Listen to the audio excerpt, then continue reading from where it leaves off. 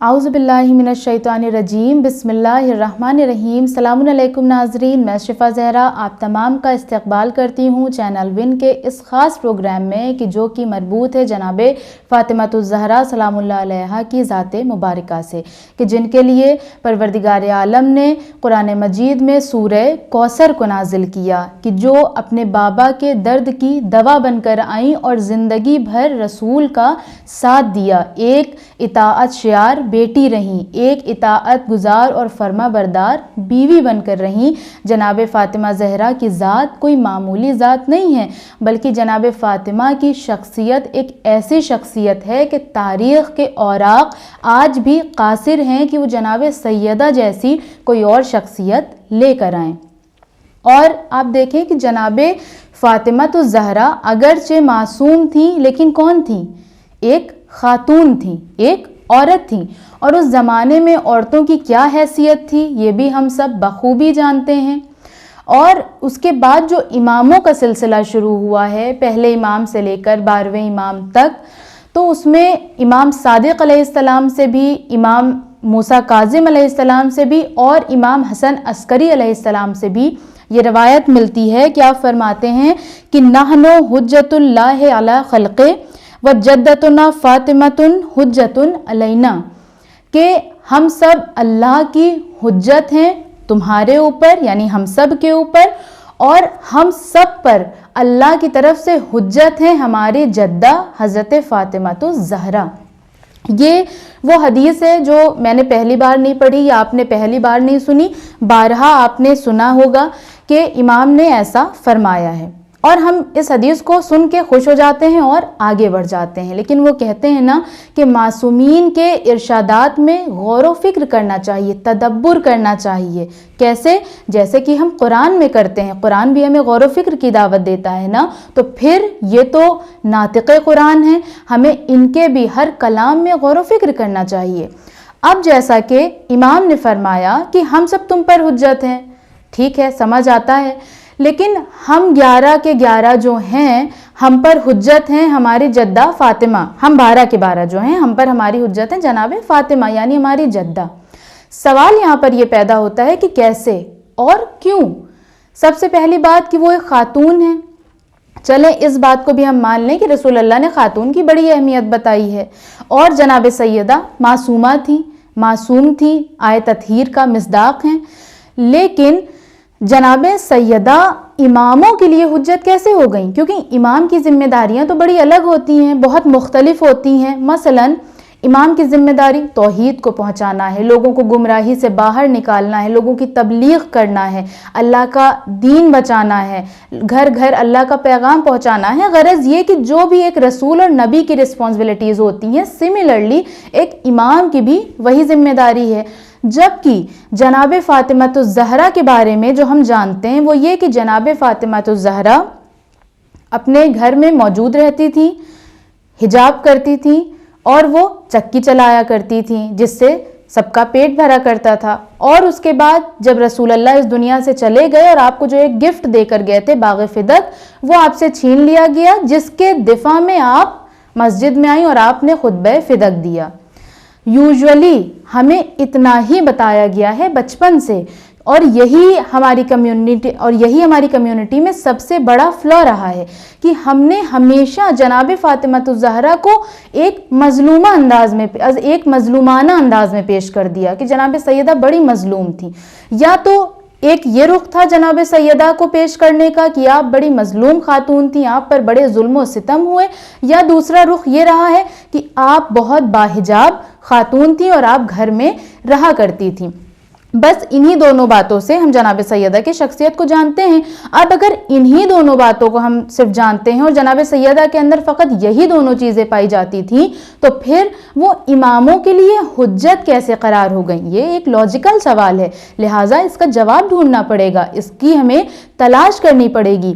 तो अगर आप इस हवाले से मुतालिया करें तो आपको मालूम होगा कि जनाब सैयदा फ़कत एक मज़लूम खातून का नाम नहीं है, बल्कि जनाब फ़ातिमा एक ताकत का नाम है, एक हिम्मत का नाम है, एक حوصلے کا نام ہے کہ ایک خاتون ہونے کے باوجود بھی جناب فاطمہ زہرا کے اوپر فقط گھر کی ذمہ داری نہیں تھی، فقط چکی چلانے کی ذمہ داری نہیں تھی، فقط شوہرداری کرنے کی ذمہ داری نہیں تھی، بلکہ جناب سیدہ کے اوپر بہت ساری رسپانسبلٹیز تھیں۔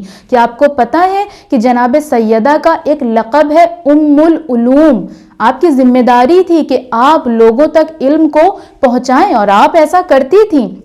آپ نے اپنے ہفتے کے دنوں کو ڈیوائیڈ کر رکھا تھا، مثلا ایک دن فقہ، ایک دن احکام، ایک دن اخلاق کی کلاس ہوتی تھی۔ اس طرح سے آپ نے ڈیوائیڈ کر رکھا تھا کہ ہمیں کس دن کیا پڑھانا ہے۔ یا اگر کوئی بیمار ہو گیا، آپ اس کی عیادت کو جایا کرتی تھی۔ کسی کے گھر میں شادی ہے، آپ خوشی میں شریک ہوتی۔ کسی کا انتقال ہو گیا، آپ اس میں جاتی۔ اور یہ جو ہمارے یہاں رواج ہے کہ اگر کسی کے گھر میں خدا نخواستہ کسی کا انتقال ہو جائے تو اس کے گھر میں ظاہر ہے کھانا نہیں بنتا، ہم اپنے گھر سے بنا کر لے کر جاتے ہیں۔ یہ چیز بھی جناب سیدہ سے ہی وارد ہوئی ہے کہ جب کسی کے گھر میں انتقال ہوتا تو جناب سیدہ اپنے گھر سے کھانا بنا کر لے جاتی۔ یا صلہ رحم کرتی، ایسا تو نہیں تھا نا کہ بس آپ گھر میں بیٹھی ہیں، چکی چلا رہی ہیں، حجاب میں ہیں اور آپ کو صلہ رحم نہیں کرنا، نہیں، آپ صلہ رحم بھی کرتی تھی۔ یا اسی طرح دیکھا جائے کہ ایک حدیث جو ہمارے درمیان بہت ہی زیادہ مشہور و معروف ہے کہ جب رسول نے یہ سوال کیا کہ عورت کے لیے سب سے بہتر کیا ہے تو جناب فاطمہ زہرا نے جواب دیا کہ ایک عورت کے لیے سب سے بہتر یہ ہے کہ وہ کسی نامحرم کو نہ دیکھے اور نہ کوئی نامحرم اس کو دیکھے۔ اب مسئلہ یہ ہوا کہ اس حدیث کی ڈیپتھ کو ہم نے نہیں سمجھا، اس کے کانسیپٹ کو ہم نے نہیں سمجھا۔ ہم نے اس حدیث سے یہ سمجھ لیا کہ ایک عورت خانہ نشین ہو جائے، جبکہ ایسا نہیں ہے۔ ہمیں جناب سیدہ فقط خانہ نشین نہیں نظر آ رہی ہیں۔ ایک نامحرم کسی دوسرے نامحرم کو نہ دیکھے، اس کا مطلب یہ ہے کہ کوئی بلا وجہ بے سبب بنا ہدف کسی نامحرم سے ملاقات نہ کرے۔ بے وجہ میں کوئی کام نہیں، ہم کسی کو دیکھ رہے ہیں، کسی سے ہم باتیں کر رہے ہیں، لیکن اس کا یہ مطلب ہرگز نہیں ہے کہ اگر کسی خاتون کے اندر کوئی کوالٹیز پائی جا رہی ہیں، وہ بہت انٹیلیجنٹ ہے یا جو بھی صفات اس کے اندر پائی جا رہی ہیں، تو وہ اس کو پسے پردہ ڈال دے اور بس وہ گھر میں بیٹھی رہے کیونکہ جناب فاطمہ نے ایسا کیا، جبکہ ایسا نہیں ہے۔ جناب فاطمہ نے خود ضرورت پڑنے پر نامحرموں سے خطاب کیا ہے۔ 2 نام میں آپ کو بتاؤں، آپ چاہیں تو دیکھ بھی سکتے ہیں، بہار الانوار میں بھی، اصول کافی میں بھی ان ناموں کا ذکر ہوا ہے۔ ایک محمد بن اسید اور دوسرا محمود بن لبید۔ یہ 2 وہ نام ہیں کہ جنہوں نے ڈائریکٹلی جناب فاطمہ الزہرا سے سوال کیا کہ جب سید الشہداء حضرت حمزہ کی جب شہادت ہو گئی تو آپ ان کی قبر مبارک پر بیٹھی ہوئی تھی، تو یہ جو شخص تھا محمد بن اسید، یہ ادھر سے گزرا اور اس نے دیکھا کہ جناب فاطمہ الزہرا وہاں پر موجود ہیں، تو یہ گیا جناب سیدہ کے پاس اور سوال کیا کہ یا سیدہ کیا وجہ ہے کہ مولا کائنات خاموش ہیں، علی اپنے حق کے لیے کھڑے نہیں ہو رہے ہیں، کیا وجہ ہے؟ تو ایک طولانی حدیث ہے، آپ کو ملے گی عربک میں، اس کا ترجمہ بھی آپ کو ملے گا کہ جناب سیدہ نے اس کی وجوہات انہیں بتائے۔ یا اسی طرح یہ شخص جو تھا محمود بن لبید، اس نے بھی یہی سوال کیا کہ کیا وجہ ہے کہ علی گوشہ نشین ہو گئے، علی نے خانہ نشینی اختیار کر لی، جناب سیدہ نے ان کا بھی جواب دیا۔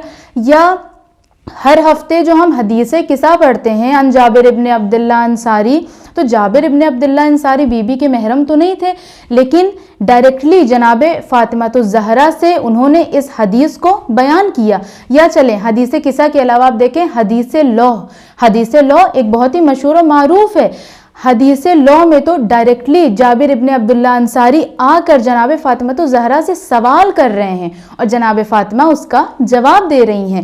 لہٰذا اس حدیث کو پڑھنے کا مطلب یہ ہرگز نہیں ہے جو ہم پڑھتے ہیں اور سنتے ہیں، اس کو اس طرح سے نہ سمجھیں کہ ایک عورت خانہ نشین ہو جائے، ایک عورت کالی چادر میں ڈھک جائے، اب وہ کہیں نہیں آ جا سکتی ہے، نہیں، بلکہ اس کا مطلب یہ ہے کہ بنا کسی ضرورت، بنا کسی ہدف، بنا کسی مقصد کے کسی نامحرم سے ہم کلام نہ ہو، کسی نامحرم پر نگاہ نہ کرے۔ یہ تو خود قرآن میں موجود ہے کہ مومن مردوں سے کہہ دو اپنی نگاہیں نیچے رکھیں اور مومن عورتوں سے کہہ دو کہ اپنی نگاہیں نیچے رکھیں۔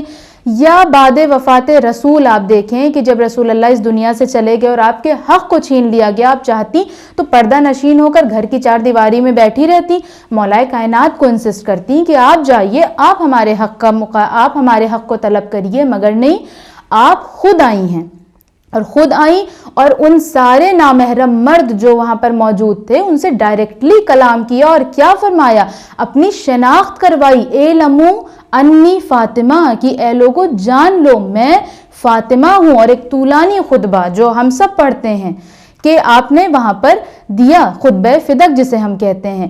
لہٰذا کسی بھی حدیث کو سنیں پڑھیں تو اس کے کانسیپٹ کو ضرور سمجھیں کہ یہ بات کس کانسیپٹ میں کہی گئی ہے، کس طرح سے کہی گئی ہے۔ صرف ظاہراً پڑھ کر ہم اس کا نتیجہ نہیں نکال سکتے ہیں، اور اگر ایسا ہوتا کہ ایک عورت کی ذمہ داری فقط گوشہ نشینی ہوتی تو جناب سیدہ ہمیں اس طرح سے سوشلی ایکٹیو نہ دکھائی دیتی، ہمیں فزیکلی ایکٹیو نہ دکھائی دیتی، اسپریچولی ایکٹیو نہ دکھائی دیتی۔ جناب سیدہ تو ہمیں ہر ایک میدان میں ایکٹیو نظر آ رہی ہیں۔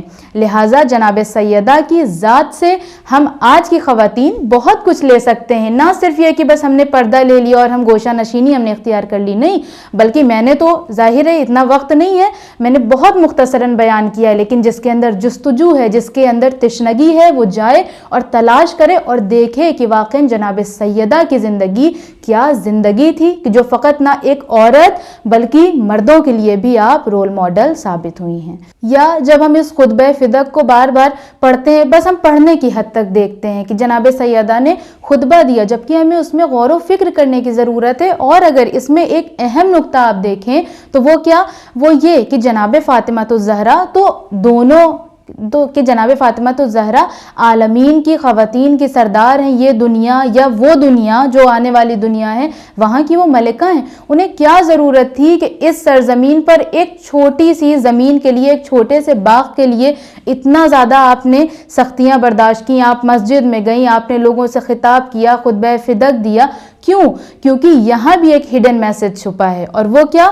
وہ یہی ہے ہڈن میسج کہ جناب سیدہ تمام مسلمانوں کو یہ میسج دے رہی تھی کہ دیکھو بیٹیوں کا وراثت میں بھی حق ہوتا ہے، بیٹیاں بھی میراث میں اپنا حق رکھتی ہیں، لہٰذا اپنی بیٹیوں کو میراث دو۔ رسول اللہ نے میراث دے کر اور اس میراث کا مطالبہ کر کر جناب سیدہ نے قیامت تک کے مسلمانوں کو یہ پیغام دے دیا کہ دیکھو اپنے گھر کی بیٹیوں کو میراث میں بھی حق دو، یہ تمہاری ذمہ داری ہے، اور اگر تمہیں حق نہ ملے، کوئی تمہارا حق لے لے، تو پھر تمہارے اوپر واجب بھی یہ ہے کہ اپنے حق کے لیے کھڑی ہو جاؤ، اپنے حق کے لیے دفاع کرو۔ لہٰذا آج ہم سب کو اینالائز کرنے کی ضرورت ہے، اپنی ذات کا محاسبہ کرنے کی ضرورت ہے کہ ہم کیا صرف جناب سیدہ کے ذکر تک محدود ہیں، یا ان کے جو بھی کیریکٹرز ہمیں دکھائی دیتے ہیں وہ ہمارے اندر نظر آتے ہیں۔ ناظرین محترم، ایام فاطمیہ ایک بہترین موقع ہے کہ جس میں ہم اپنی اصلاح کر سکتے ہیں۔ آج کے اس ایپیسوڈ کو میں یہیں پر تمام کرتی ہوں، آپ سے ملاقات ہوگی ہمارے نیکسٹ ایپیسوڈ میں، تب تک بنے رہیں چینل ون کے ساتھ۔ والسلام علیکم ورحمۃ اللہ وبرکاتہ۔